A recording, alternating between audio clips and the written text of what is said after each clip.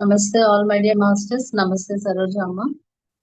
అద్భుతమైన ఈ ప్లాట్ఫామ్ అందించినందుకు, ఈ జ్ఞానాన్ని మేము మన ఈ వివయం ప్లాట్ఫామ్ ద్వారా అందించే అవకాశం ఇచ్చినందుకు అమ్మ. And thank you Swarupa madam and Far East masters మన జీవితాల్లోకి ఈ జ్ఞానంతో వచ్చినందుకు ఎంతో కృతజ్ఞతలు తెలుపుకుంటూ ఈ సెషన్ ఇప్పుడు స్టార్ట్ చేసుకుందాం మాస్టర్.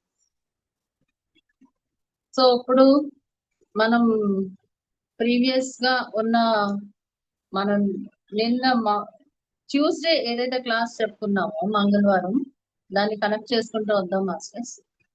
మంగళవారం దాకా అంటే ట్యూస్డే మనం దాకా మనం తెలుసుకున్న క్లాస్ లో ఈ చాప్టర్ 18 లో life and teachings of Far East masters లో ఏం చేసామంటే మనం మన ఆధ్యాత్మిక ప్రయాణం ఎలా మొదలైందంటే భౌతికత్వపు స్థితి నుంచి అంచెలంచెలుగా భావోద్వేగాలు, ఆలోచనలు అవి అన్ని అధిగమించుకొని ఒక ఒక అద్భుతమైన స్థితికి అంటే ఆ హృదయపు స్థితికి చేరుకున్నాం అన్నమాట. ఆ టెంపుల్ ఆఫ్ సైలెన్స్ ఏదైతే ఉందో, అద్భుతమైన టెంపుల్ ఏదైతే ఉందో, ఆ మందిరం ఏదైతే ఉందో, ఆ మందిరం స్థితికి మనం చేరుకున్నప్పుడు ఎన్ని రకాలుగా చేరుకున్నాం. కాలి నడకన నడిచాము, తర్వాత గుర్రాలతో ఎక్కాము, తర్వాత స్టెప్స్ ఎక్కాము, తర్వాత ఇంకా అక్కడి నుంచి అతి క్లిష్టమైన స్థితిని మనం చేరుకుంటున్నప్పుడు అతి క్లిష్టమైన ప్రయాణం అని అనుకోవాలి మాస్టర్స్.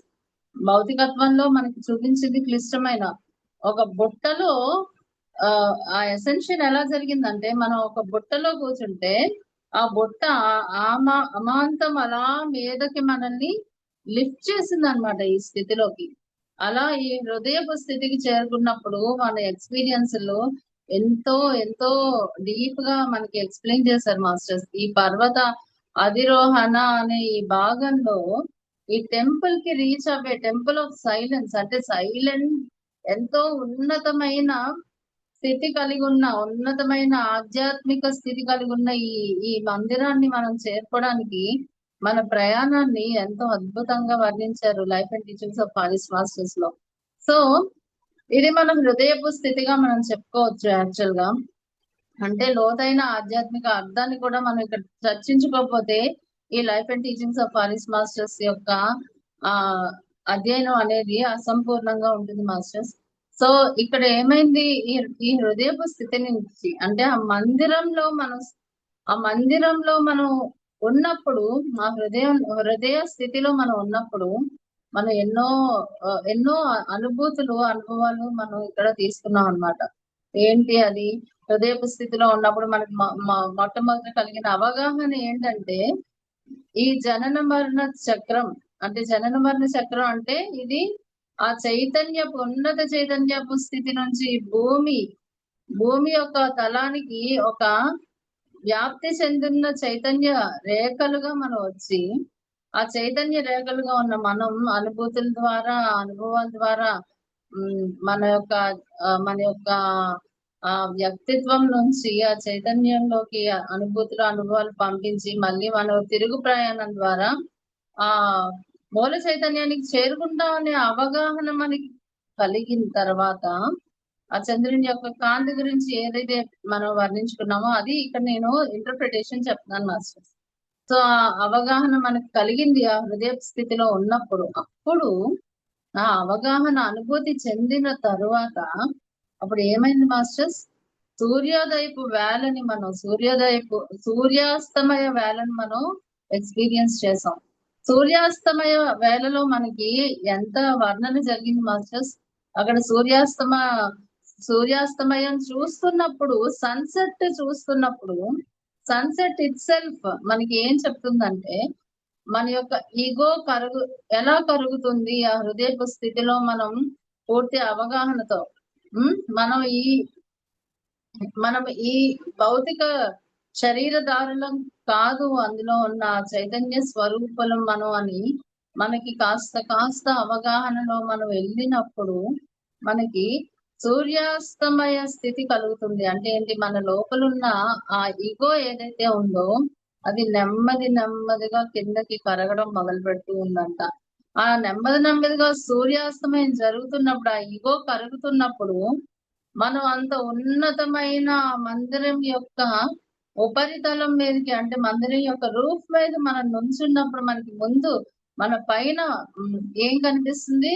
ఒక గోల్డెన్ లస్ట్రస్ ఓషన్ కనిపిస్తుంది. అంటే ఒక బంగారం కరిగించిన బంగారపు ద్రవంతో కూడుకుని ఉన్న అద్భుతమైన బంగారపు వన్నెతో ఉన్న ఒక సముద్రాన్ని మనం చూడగలుగుతున్నాం మన పైన.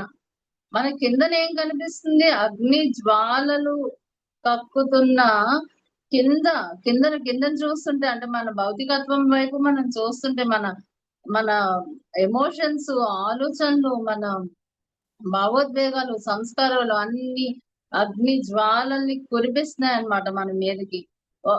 ఆ స్థితిని చూసాం మనం సూర్యాస్తమయంలో. అదే ఇగో కరుగుతున్న స్థితి అన్నమాట.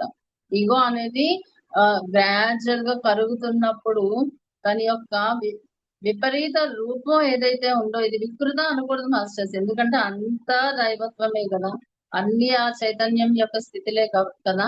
ఆ విపరీత రూపం ఏదైతే ఉందో, ఇగో యొక్క విపరీత రూపం ఏదైతే ఉందో, భౌతికత్వపు రూపం, అది జ్వాలల్లాగా ఎగిసి పడి మన మీదకి అది ఎగిసి పడుతున్నట్టుగా భయం కురిపించి నెమ్మదిగా ఇగో కరిగిపోతుంది అన్నమాట. ఇక్కడ ఒక చక్కటి సెంటెన్స్ చెప్తున్నారు. ఆ ఇగో అలా కరుగుతున్నప్పుడు మనకు ఒక్క క్షణం ఒక భయం లాంటిది పుట్టిందంట. అంటే అక్కడ చెప్తారు, బయట స్పాల్డింగ్ రూఫ్ మీద నుంచొని ఆ కిందన జరుగుతున్న దృశ్యం అంతా చూసి, అంటే సరస్సులు అగ్ని పర్వతాల్లో బద్దలవుతున్నాయి, ఆ ప్రవహిస్తున్న నదులు, అగ్ని అనేది ప్రవాహం జరుగుతుందా, విపరీతమైన ప్రవాహంతో ఎంతో ఉరగలు పరుగులు వేస్తూ ప్రవహిస్తుందా అగ్ని అనేది కనిపిస్తుంది. కొండ శిఖలేమో అగ్నిని చిమ్ముతున్నాయా ఆకాశంలోకి అన్నట్టుగా కొండ శిఖలు కనిపిస్తాయి. మంచు పర్వతాలేమో అగ్ని తెరని కప్పి ఉన్నాయా అనేది, అంటే అంతా కూడా కరుగుతూ ఉందన్నమాట. ఆ ఇగో అన్నిటిలోని కూడా ఇగో కరుగుతూ ఉన్న స్థితి ఇక్కడ మనకు వర్ణిస్తున్నారు. ఒక్క క్షణం బయటిస్ స్పాల్డింగ్ కి చిన్న భయం లాంటిది కలిగిందంట. అంటే ఇగో కరిగినప్పుడు మనకి ఆ చిన్న భయం అనే ఆ భావన కరిగి కిందకి స్థిరమ వెళ్ళిపోతుంది. ఇగో అనేది మన లోపల నుంచి బయటికి వెళ్ళిపోతుంది అనేది ఇక్కడ మనకి క్లియర్ గా మనకి ఇన్నర్ మీనింగ్ గా మనకి చెప్తున్నారు మాస్టర్స్. ఇంకా మనలో మిగిలి ఉంది ఏంటి? ఆ శుద్ధ ఆ గోల్డెన్ లస్టర్ తో ఉన్న సముద్రం ఒకటే మన పైన చక్కటి తెరలాగా సముద్రపు పొర అనేది మనం చూస్తున్నాం అన్నమాట. అంటే అద్భుతమైన ఉన్నత స్థితిని మనం కలిగి ఉన్నాం అప్పుడు ఈ సమయంలో, సూర్యాస్తమయ సమయంలో.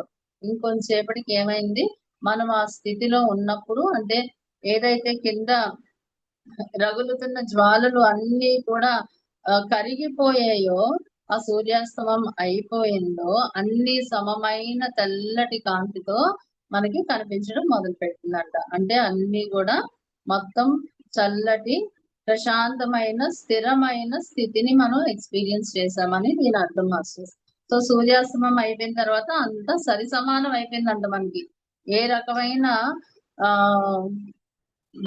భయాలు కానీ, లేదంటే గందరగోళాలు కానీ మనకి ఏమీ తెలియలేదు. అంటే అవన్నీ పోయాయి అన్నమాట, మన లోపల నుంచి బయటికి వెళ్ళిపోయాయి అన్నమాట. ఇగో కరిగింది అని దీన్ని సూచనగా మనకి చెప్తున్నారు మాస్టర్స్. సో ఆ సమయంలో అంతా కూడా ప్రశాంత చిత్తంగా ఉన్నప్పుడు నెమ్మదిగా ఆ స్థితిలో, ఎంతో లోతైన ధ్యాన స్థితి అనుకోండి మాస్టర్స్, ఆ స్థితిలో అలా ఉన్నప్పుడు ఇమాయిల్ ఇంకా మిగిలిన మాస్టర్స్, ఫారిస్ట్ మాస్టర్స్ అక్కడికి వస్తారనమాట. మెయిన్ ఇమాయిల్ వస్తారు. ఇక్కడ ఇమాయిల్ తో సంభాషణ మనకి చెప్తూ ఉంటారు. సో ఇక్కడ ఇమాయిల్ వచ్చినప్పుడు, సత్య ఇయర్ ఫోన్స్ పెట్టుకోవా. ఇమాయిల్ వచ్చినప్పుడు ఇమాయిల్ తో సంభాషణ మొదలవుతుంది. ఇమాయిల్ తో సంభాషణ ఎలా మొదలవుతుంది అంటే, ఇమాయిల్ చెప్పడం మొదలు పెడతారు. 1 minute.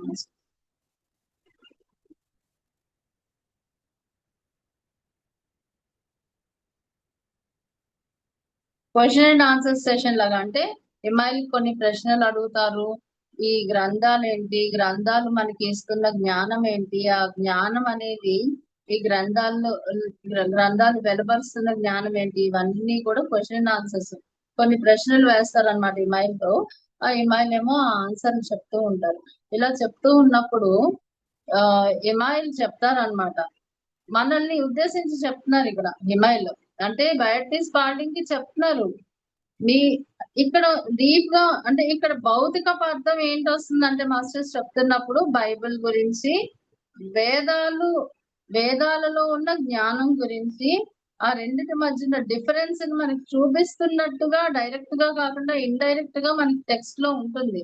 Life and teachings of Paris masters లో మీ యొక్క బైబిల్ యొక్క రచన ఎలా జరిగింది, ఈ వేదాలలో ఉన్న సారం అనేది ఎంత లోతైనది అనేది మీనింగ్ గా వచ్చేలాగా డైరెక్ట్ గా చెప్పట్లేదు. మరి బైబిల్ అనో వేదాల జ్ఞానం అనో చెప్పట్లేదు, బట్ ఇండైరెక్ట్ గా చెప్తున్నారు.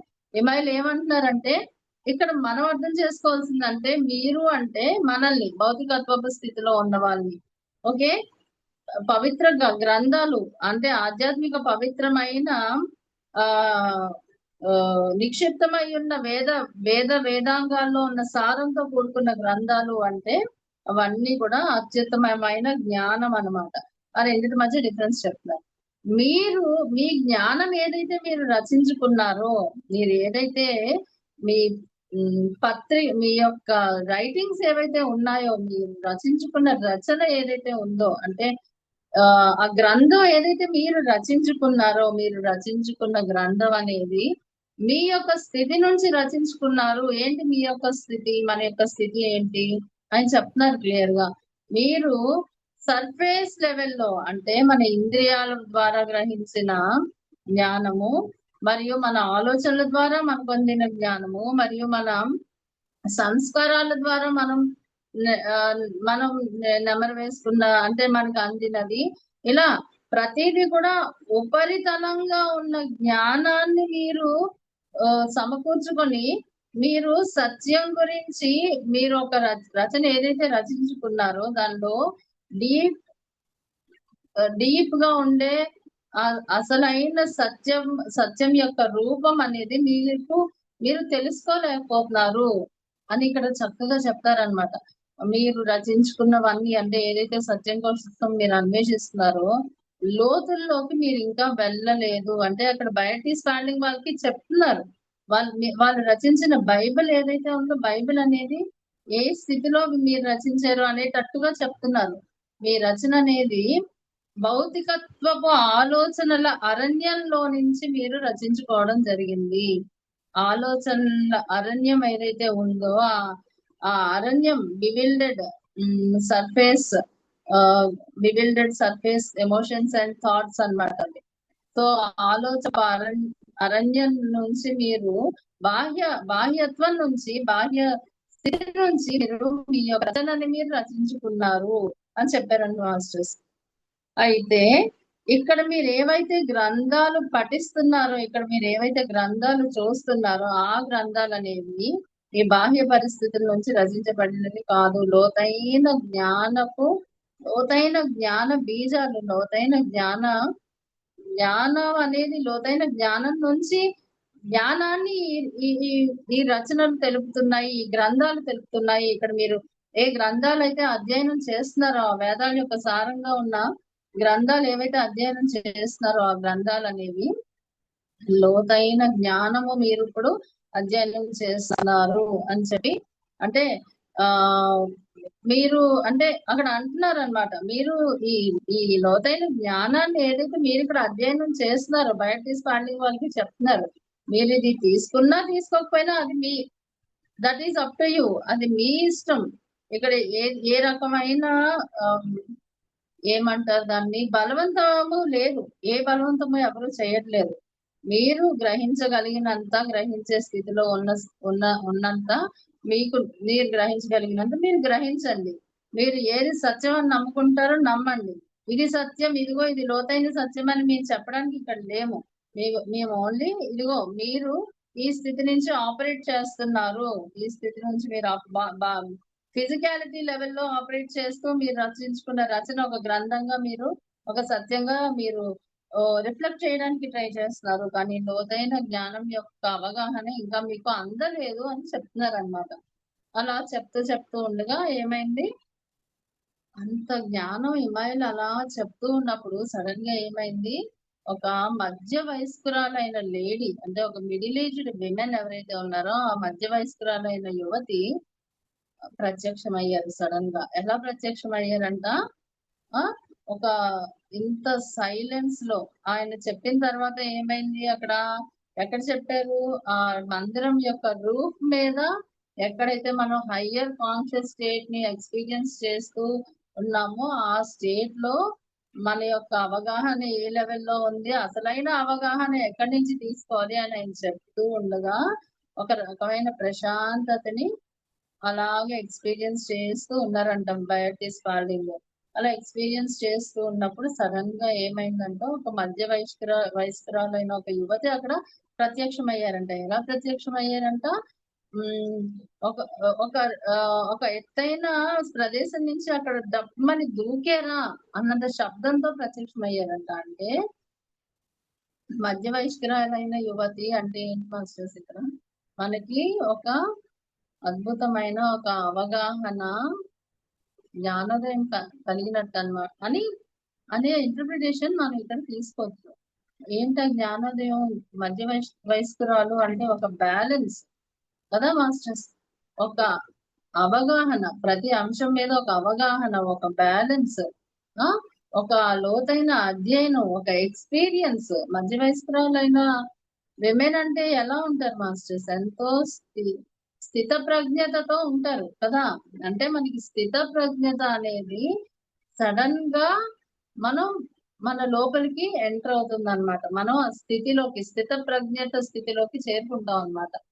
అది ఎలా వస్తుందంట, దడాలని అంటే మన లోపల అది ఒక్క ఉదుట్న ఆవిష్కృతం అవుతుంది అనమాట.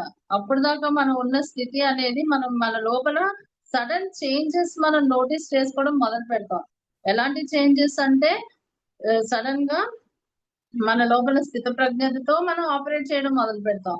నిన్నటి వరకు మనం చూసిన పర్సెప్షన్ ఒకలా ఉంటది, ఈ రోజు మనం చూస్తున్న పర్సెప్షన్ ఒకలా ఉంటది.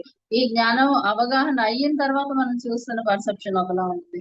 సో ఈ పర్సెప్షనల్ డిఫరెన్సెస్ ఆ మధ్య వయస్కురాలైన ఆ యువతి సడన్ గా ప్రత్యక్షం అవ్వడం, పైగా ఒక శబ్దం చేసి ఆమె కొంత ఎత్తు నుంచి దూకేరా అన్నట్టుగా శబ్దం వచ్చిందంట. కానీ వీళ్ళ యొక్క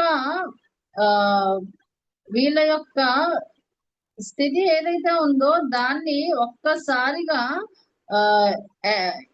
ఎసెంట్ చేయడానికి, ఒక్కసారిగా ఆ స్థితిని షిఫ్ట్ చేయడానికి ఆమె అక్కడ కాలుతో ఒక్కసారి తట్టి భూమిని ఆ శబ్దం చేస్తారంట. ఎంత బాగుంది మాస్టర్స్, అసలు ఆ వివరణ అసలు అద్భుతంగా అనిపించింది నాకైతే. అయితే అప్పుడు ఏమైంది, ఆమె వచ్చారు కదా, అన్నారంట, నేనేమన్నా డిస్టర్బెన్స్ క్రియేట్ చేశానా మీకు అని అడిగారంట. మీకు నేను రావడం అనేది మీకు ఏమన్నా డిస్టర్బెన్స్ గా అనిపిస్తుందా అంటే, కదా మన పర్సెప్షన్స్ మారిపోతూ ఉంటే నిన్న ఇలా ఉంది, ఈ రోజు ఇలా ఉంది, నేను నా విషయాన్ని అలా చూసాం, ఈ రోజు ఇలా చూసాం ఏంటి అని మనకే ఒక రకమైన కన్ఫ్యూజన్ ఉంటుంది కదా. అదే అడిగారు ఆమె, అన్నారు మీకేనా నేను కన్ఫ్యూజన్ క్రియేట్ చేశానా సడన్ గా ప్రత్యక్షం అయ్యి అని అడిగారంట. సో అడిగిన తర్వాత నెమ్మదిగా ఇమాయిల్ లెగిసి ఈమె మా సోదరి అని పరిచయం చేశారంట. మా సోదరి అని పరిచయం చేసిన తర్వాత అందరూ కొంతసేపు మాట్లాడుకున్న తర్వాత ఆమె తన యొక్క పర్సనల్ అంటే కొంత జ్ఞాపకాల్లోకి ఆమె వెళ్ళిపోయి ఆ జ్ఞాపకాల్లో నుంచి ఆమె చెప్పారనమాట, నాకు 3 కొడుకులు 1 కూతురు ఉన్నారు అని.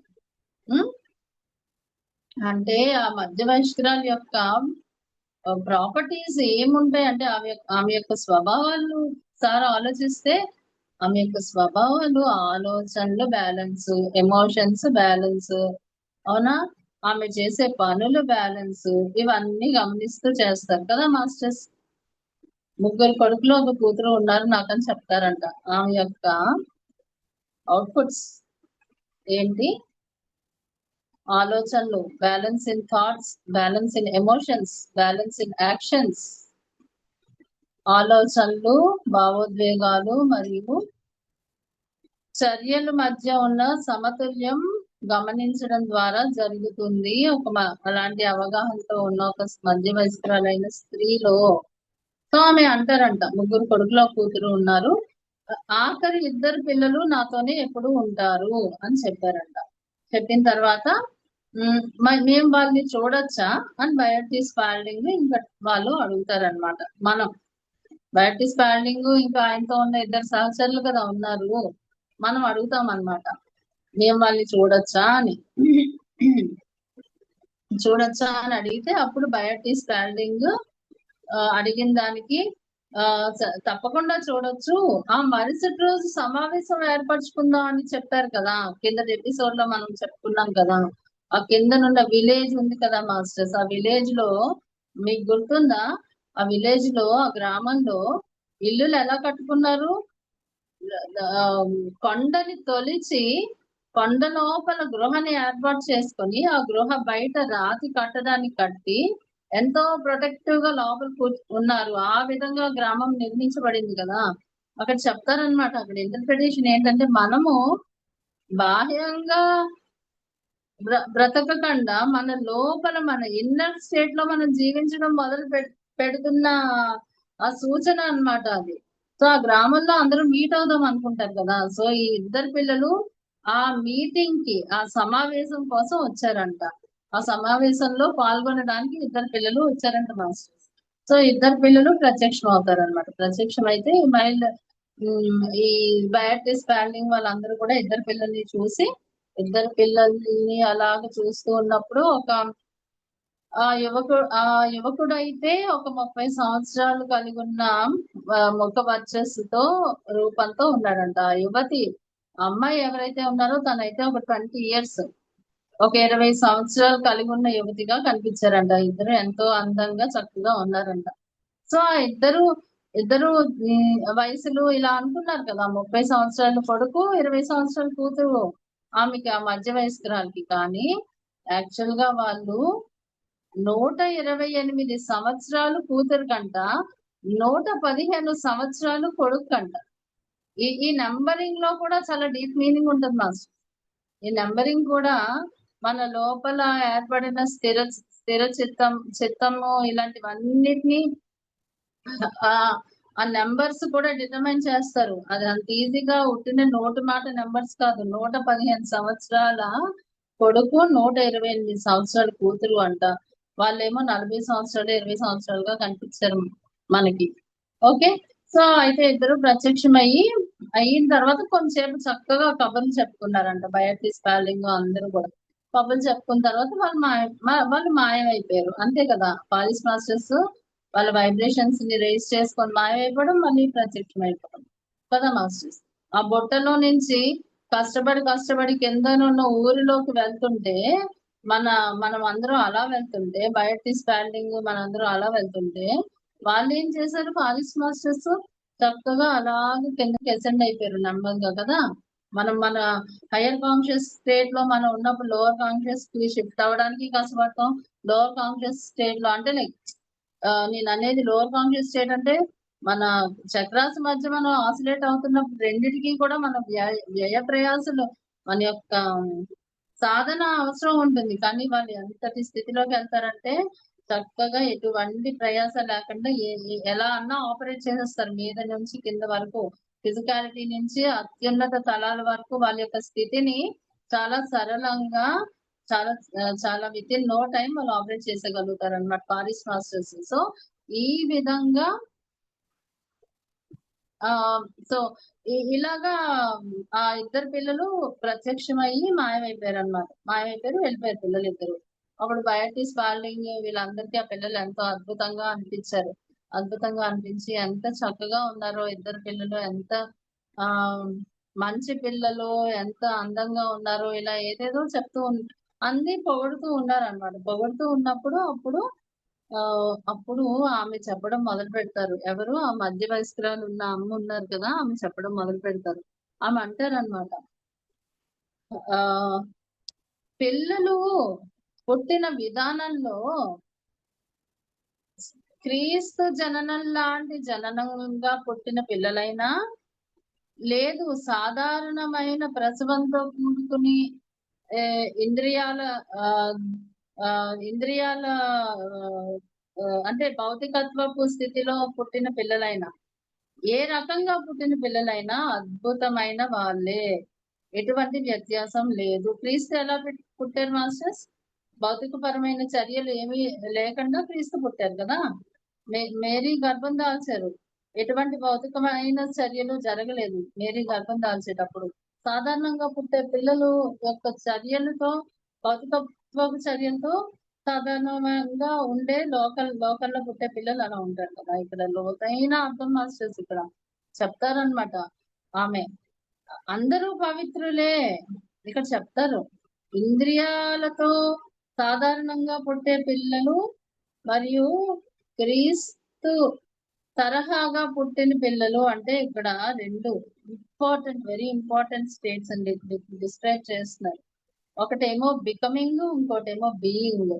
అంటే అదిగా అయ్యున్న నేను అదిగా సాధన చేసి అదిగా అవడం అనేది, అంటే ఆ దైవత్వము నా లోపల నేను సాక్షాత్తు ఆ దైవ స్వరూపుణ్ణే అని అవగాహనతో పుట్టిన పిల్లలు అంటే ఇక్కడ మళ్ళీ మన లోపల ఉన్న ఇదే మాస్టర్స్. అది చిన్న పిల్లల గురించి మాట్లాడలేదు ఇక్కడ. ఇంద్రియాల ద్వారా సాధన ద్వారా నేను సాక్షాత్తు ఆ దైవ స్వరూపుణ్ణి మనం గుర్తించడం అనేది సాధన ద్వారా తీసుకెళ్లి గుర్తించిన విధానము బికమింగ్. నేను సాక్షాత్తు ఆ దైవ స్వరూపుణ్ణే అని మన లోపల ఆ సహజత్వపు లక్షణాన్ని మనం గుర్తించడము బీయింగ్. ప్రహ్లాదుడు మరియు పాండురంగ మహత్యంలో ఉంటారు కదా మాస్టర్స్, విఠల పాండురంగ విఠల, ఆయన భక్త తుకారాము, వీళ్ళిద్దరి మధ్య డిఫరెన్సెస్ చూస్తే తెలిసిపోతుంది మాస్టర్స్. ప్రహ్లాదుడు పుట్టుకతోనే ఏమంటారు, ఆ చక్రి సర్వోత్తముడు నీలో ఉన్నాడు, ఆ శ్రీహరి నీలో ఉన్నాడు, నాలో ఉన్నాడు, ప్రతి ఇసుక రేణువులో ఉన్నాడు, ఆకాశంలో, భూమిలో, స్తంభంలో, అన్నిటిలోనే ఉన్నాడు అని పుట్టుకతోనే తెలిసి ఎరిగి పుట్టిన అబ్బాయి భక్త ప్రహ్లాదుడు కదా. ఆయన ఏం తెలుసుకున్నారంటే నేనే ఆ దైవ స్వరూపాన్ని అని తెలుసుకున్నారు. మరి భక్త తుకారాం ఎగ్జాంపుల్ కింద తీసుకున్నాం అనుకోండి, ఆ భక్త తుకారాం ఏం చేస్తారు throughout his life, Vitthala Panduranga Vitthala అంట భజన చేసి ఏదో నా లోపల దివ్యత్వపు స్థితి ఉంది అని సాధన చేసి సేవలు చేసి భక్తి మార్గం తీసుకొని ఆయన నేనే ఆ సాక్షాత్ దైవ స్వరూపాన్ని అని ఆయన ఎసెన్షన్ పొందుతారు కదా. ఆ ఎసెన్షన్ పొందడంలో రెండు విధాలు చెప్తున్నారు ఇక్కడ మనకు అనమాట. Becoming, being. బికమింగ్ అంటే సాధన ద్వారా నేనే దైవ స్వరూపాన్ని అవగాహన స్థితికి చేరుకోవడం. బీయింగ్ అంటే నేను ఆ దైవ స్వరూపాన్ని అని గుర్తించడం, మనల్ని మనం గుర్తించడం, ఆ సాక్షాత్ దైవ స్వరూపాన్ని. ఇంకొకటి తెలుసుకోవడం, సాధన చేయగా మనకు తెలుస్తుంది అన్నమాట. ఇలా ఈ రెండింటిని ఆ పిల్లలు పుట్టిన విధానం ద్వారా మనకి అమ్మ చెప్తున్నారు అనమాట. మధ్య వయస్కురాలు అయిన అమ్మ మనకి ఆ రెండిటి మధ్య డిఫరెన్స్ చెప్తున్నారు. సో నువ్వు క్రీస్తు తరహాగా పుట్టినా అంటే మరియమ్మ క్రీస్తు జన్మనిచ్చిన విధానం మనకు తెలుసు కదా, ఆ విధంగా పుట్టినా, లేదు అంటే సాధారణ ఇంద్రియ పరమైన ఫిజికాలిటీ ద్వారా పుట్టినా సరే ఇద్దరు పిల్లలు అనేది స్వచ్ఛమైన వాళ్ళే. ఇద్దరు రెండు విధానాలు ఉన్నాయంటే, ఒక పిల్లలు ఎవరైతే క్రీస్తు తరహాగా పుట్టారో వాళ్ళు నేనే ఆ దైవ స్వరూపాన్ని అని ఎరిగి తనని తను గుర్తించుకుని మసులుకుంటారు. రెండవ తరహా వాళ్ళు ఆ దైవ స్వరూపాన్ని తెలుసుకోవడానికి సాధన చేసి తన లోపల ఉన్న దివ్యత్వపు లక్షణాలను తెలుసుకొని తను ఆ దైవ స్వరూపాన్ని అనే స్థితిలోకి చేరుకుంటారు అని చెప్తూ అలాగా ఆ కన్వర్సేషన్ జరుగుతూ ఉండగా అక్కడ బయటి స్పాల్డింగ్ యొక్క సహచరుడు చెప్తారనమాట, మనం చాలా వరకు ఇక్కడ అర్ధరాత్రి 12 అయింది, మనం నిద్రకి ఉపక్రమించే సమయం వచ్చింది. సో ఇంకా ఇక్కడతో మన ఈ సంభాషణ ఆపి మనం వెళ్ళి రెస్ట్ తీసుకుందాము అని చెప్పి చెప్తారనమాట. సో ఇంతవరకు మనం ఈ ఎపిసోడ్ లో చెప్తున్నాం masters. Rest of the thing next episode లో చెప్తాను. కొంచెం సేపు ఇంగ్లీష్ కొంత ఈ కాన్సెప్ట్ ని ఇంగ్లీష్ లో చెప్పిన తర్వాత అప్పుడు క్వశ్చన్ అండ్ ఆన్సర్స్ లోకి వెళ్దాం. ఓకేనా masters? So actually masters, previously we are discussing about how a human being ascended himself from the physicality state to the state of heart consciousness, to the state of heart chakra, the state which he can operate from heart chakra. If we go back to our previous episodes, in our previous episodes, we very clearly and very elaborately we just revised that we are ascending, we are trekking onto this mountain by walk, by steps, and also by horses, and also, my dear masters, by ascending through baskets, is it not? So we did so much hardship to ascend ourselves from physicality to the state where we can operate from heart. That is nothing but the temple, the roof of the temple. And we came to a point that from the roof of the temple, we people started going down when needed, connecting to the physicality, and also from physicality level we can ascend ourselves to the state of heart, where we can operate from heart, is it not? That is, we can connect to the physicality, and also we can shift our state to higher conscious level. That is what we learned from the previous episodes. Now here in our previous episode, we are describing a very beautiful scenery where when there is a sunset, we are describing here that during the sunset there's a molten liquid gold ocean which is above us, and below us there is due to that sunset, the rays falling on the mountains, hills, and also on the water sources and rivers. We observed that the golden, what can I, it's not golden, but it is like the fire is coming out like anything from the sources of water, ponds, rivers, and also the hills are like the sparks of wildfire is exhausted from it, and the snow-capped mountains are like that, are visible in the way that the heat, what can I tell you, the total heat, molten heat is covering it, like as if lava is covering the mountains. So this all, it is resembling that the disappearing of ego from our state, and we ourselves ascending to the state of perfect balance, and to the state of love-based platform. If I have to tell from the wisdom what we have learned from Sarojamani. So when we are ascending ourselves to the state of love-based platform, all our ego will be melted, like melted, and at that certain point when ego is melting, we feel a bit fear. The melting ego just creates when we are getting shifted from ego-based platform to love-based platform, there will be a border where the shift creates a fear in us. So a small state which we experience while we are shifting from the ego-based platform to love-based platform is also described here, masters. And at that point, gradually, next phase, what happens? The total sunset is completed, and everything comes into a single color,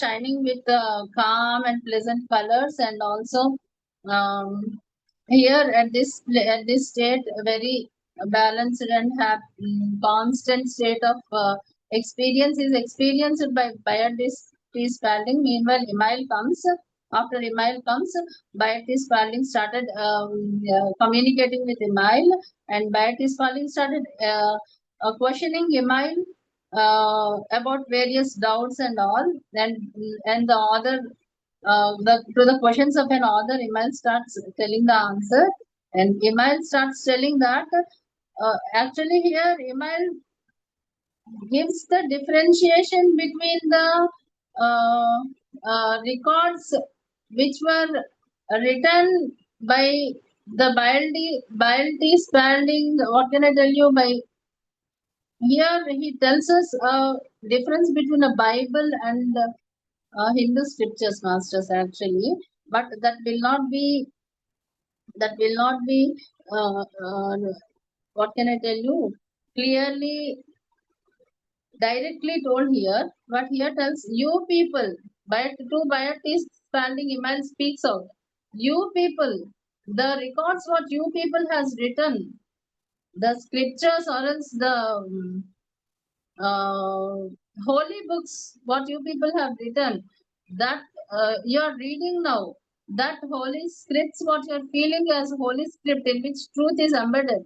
You people described that holy script from the physicality state, from the state of wild thoughts, from the state of emotions, from the state of samskaras. It is mere physicality state. You took it as a wisdom and you have written the scriptures. But you see, the records what you are observing here, it is carrying a very deep wisdom, which cannot be visible from the physicality, which cannot be experienced from the physicality. These are the scriptures what you are trying to what on which you are working here at this place, which are in our hands. These scriptures will be understood, will be experienced when you are not in a physicality state, when you are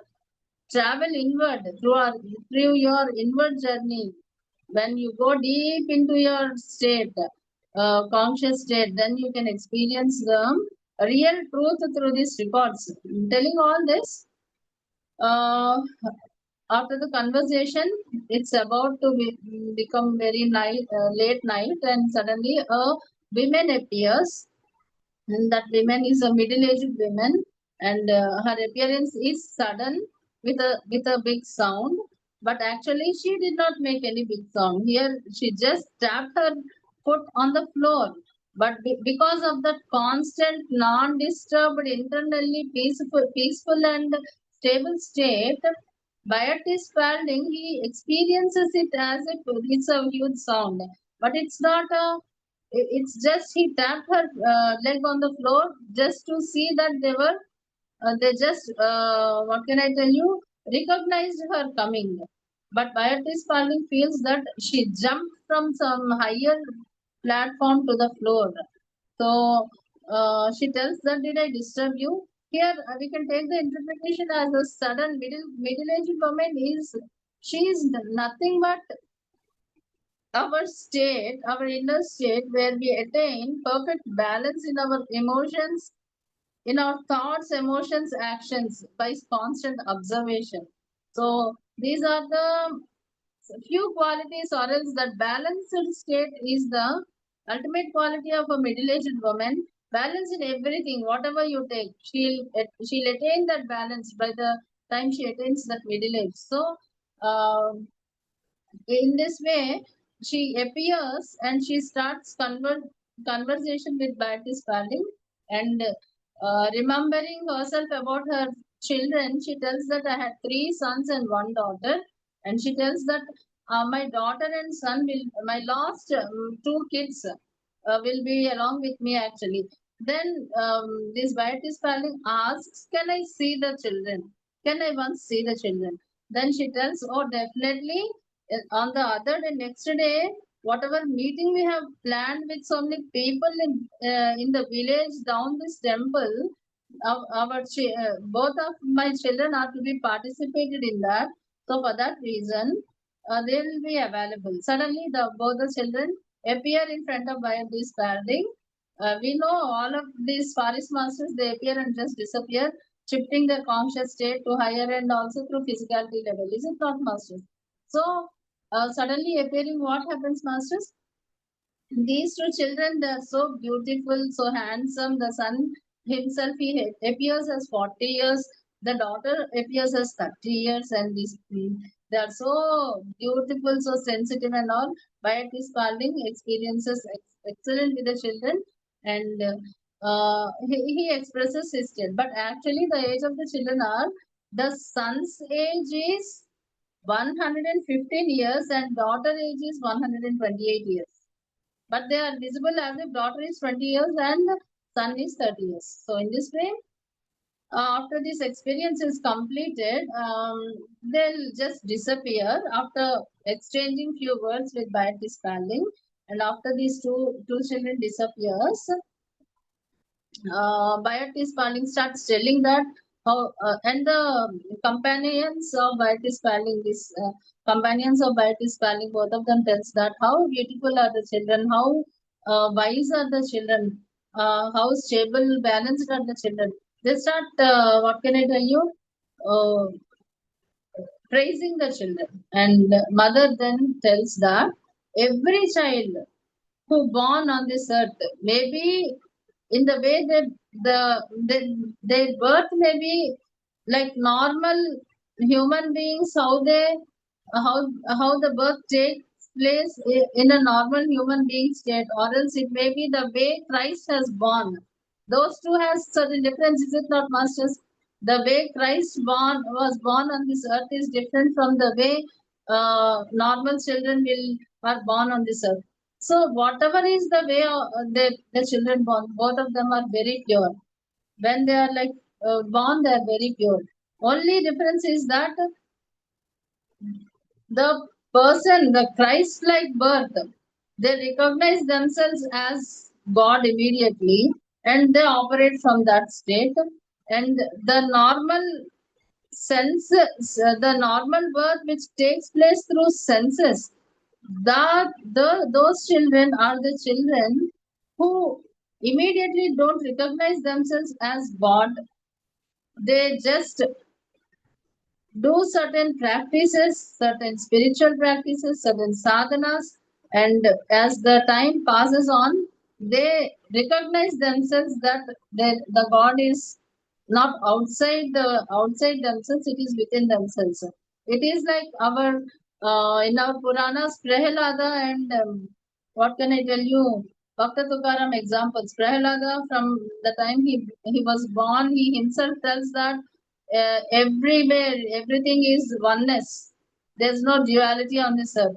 And whereas Bhakta Tukaram, what he tells, gradually he catches the Bhakti Marga, and finally he comes to a conclusion that he himself is the God's. He himself is the God. He is the God state, and he essence. So that is the difference. It's not like birth's child physically. Here he is telling us that two type of human beings, two type of practices. She tells here about two types of practices. One is becoming, and other is being.